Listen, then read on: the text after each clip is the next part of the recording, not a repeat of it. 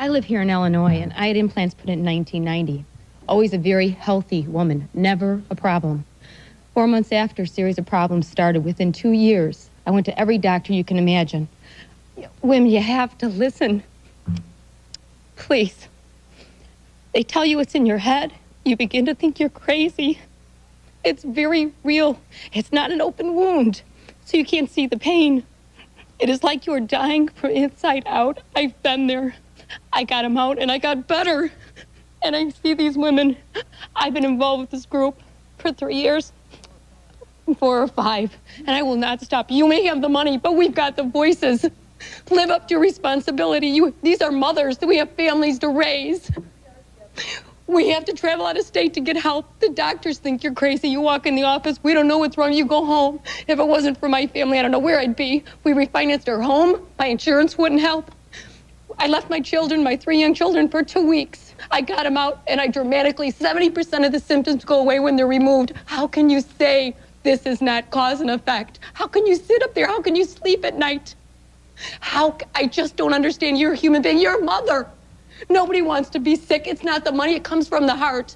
Please listen to what we're saying. I'm young. I've been there. Listen to what we're saying. There are, to this day, 72 deaths and 91,000 injured women. And we are too busy fighting this political battle to get the research to help these women. We don't want to be here. We want to be home with our families and taking care of our children. Stop the lies. Be responsible for what you've done. You've got the studies. You know the truth. We don't want to be here. I'd rather be home with my children. But I will never stop talking. I know the truth. I've been there. I know how these women feel. I am one of the lucky ones, and I will talk till I'm dead about this until something changes.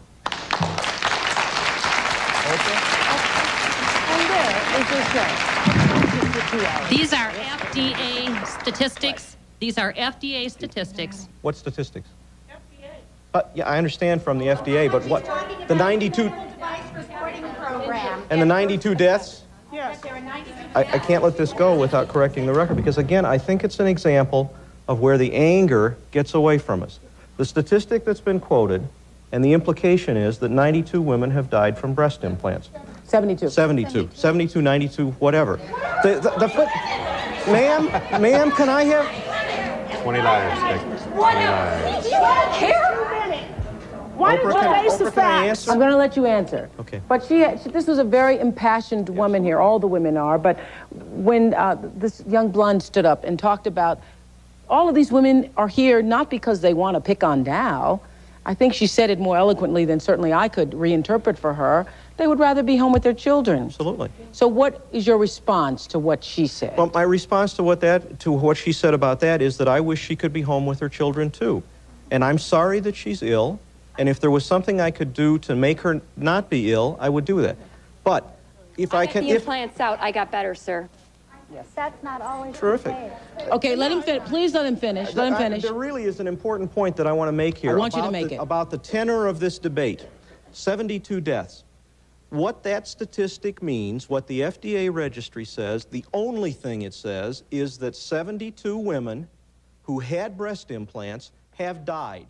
It doesn't say anything about what caused their death, whether it was an automobile accident, natural causes, or whatever. That is the facts, ma'am, and you can ask the FDA about that.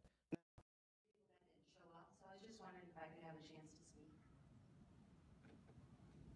Okay, please adhere to the 3 minutes. I will. Thank you. My name is Laura Bowden. I have not been paid to speak here today.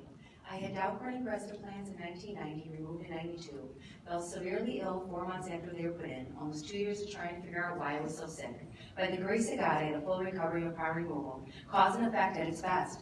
I could give more details regarding my illness, but it seems these amazingly strong and well-educated women that I'm honored here to stand with today have that part covered.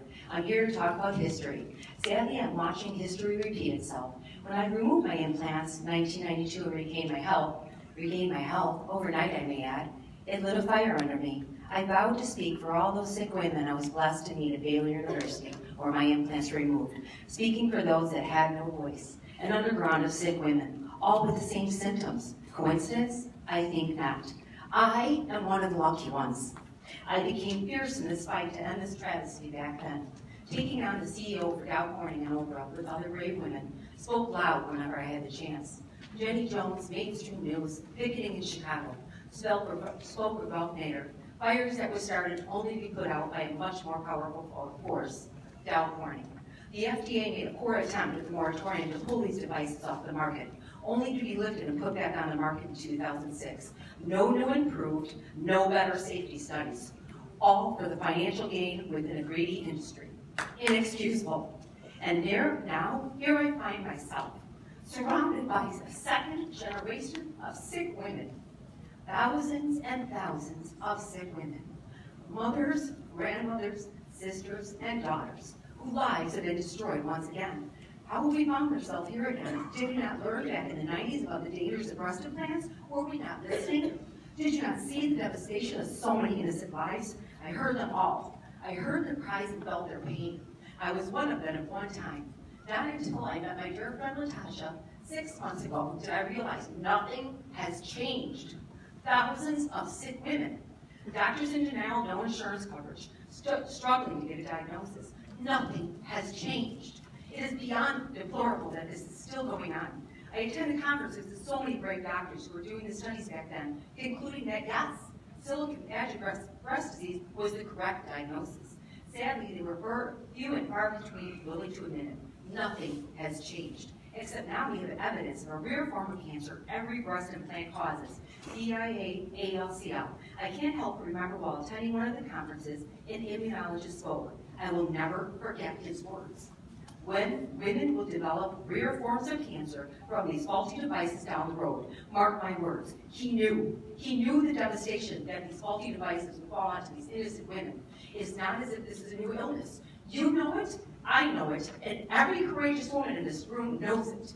I beg you, I urge you to do what is right, to ensure that another generation never has to fall under such pain and isolation. So many sick women have traveled from afar to speak here, only to have their voices heard, to make a difference. I am beyond honored to stand with these strong and resilient women to see that this never happens again. You have the power to make that happen. Please do what is right. Thank you for allowing me to speak.